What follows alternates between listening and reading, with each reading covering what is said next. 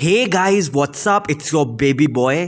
लौटा हूं एक और नए बॉलीवुड मूवी कॉन्स्पिरेसी थ्योरी के साथ। आज बात करेंगे थ्री इडियट्स के बारे में। आपको कुछ ऐसी थ्योरीज बताऊंगा जो कि मूवी से जुड़ी है। But before starting the video I will be really glad if you could please support me by subscribing to my channel. So let's start. So देखो गाइस, थ्री इडियट्स में आपको ये दिखाया गया था कि रैंचो और पिया जो हैं एक दूसरे से प्यार करते हैं। और बट गाइज मैं आपको बताना चाहता हूँ कि रैंचो पिया से प्यार नहीं करता था।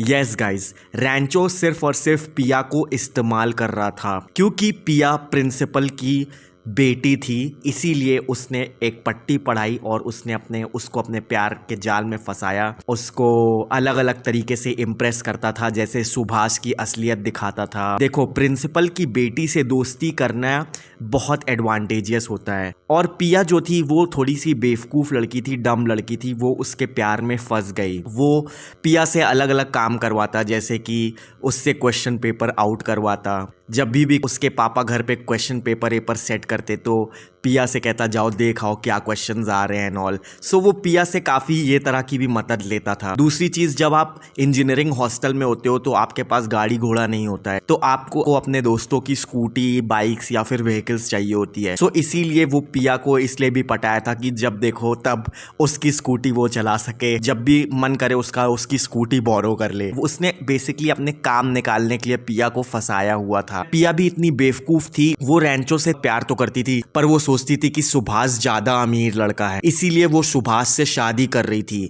और अगर रैंचो और पिया सच में एक दूसरे से प्यार करते तो भले रैंचो का ये प्रॉमिस था रणछोड़दास के पापा को कि वो कभी भी इंजीनियरिंग कॉलेज के किसी भी इंसान से नहीं मिलेगा, पर अगर आप किसी से प्यार करते हो तो अगला बंदा समझता है। अगर वो जेन्युइनली पिया से प्यार करता और पिया उससे प्यार करती तो दोनों एक दूसरे को ढूंढने की कोशिश करते, वो अपनी सच्चाई पिया को बताता और वो समझती।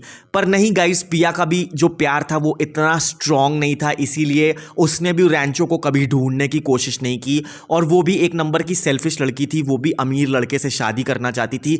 इसीलिए वो जानते हुए भी कि सुभाष एक नंबर का डम लड़का है और प्राइस टैक्स के बारे में बात करता है, फिर भी वो सुभाष से शादी कर रही थी। और शादी वाले दिन फरहान पिया को उठाने जाता है तो वहां पे वो ढोकले रैंडमली पड़े हुए थे। गाइस, पिया उसकी याद, रैंचो की याद में कोई ढोकले नहीं खा रही थी, वो बस रैंडमली वहां पड़े थे गाइस। और गाइस, अगर फरहान उसको वहां से भगाता ना तो रैंचो और पिया कभी मिलते भी ना। और पिया इतनी डम लड़की थी, वो सुभाष से शादी कर लेती क्योंकि उसको अपना सर्वाइवल भी देखना था। और सुभाष एक अमीर लड़का था, भले वो प्राइस टैक्स के बारे में बात करता था। रैंचो भी इतना मस्त था अपनी लाइफ में, अपने स्कूल जो चला रहा था, कि उसने भी पिया को कभी ढूंढने की कोशिश नहीं की। और वो जो हेलमेट रैंचो के पास पड़ा था पिया का, वो गाइस ऐसे ही रैंडमली पड़ा था। उसकी पीछे भी कोई स्टोरी नहीं है कि वो उसने जानबूझ के रख लिया था पिया की यादों के लिए। वो रैंडमली रैंचो के पास छूट गया था, वो वापस लौटा नहीं पाया था, इसलिए उसका हेलमेट उसके पास पड़ा था। सो गाइस, यही कॉन्स्पिरेसी थ्योरी है कि रैंचो जो है वो कभी पिया से प्यार नहीं करता था,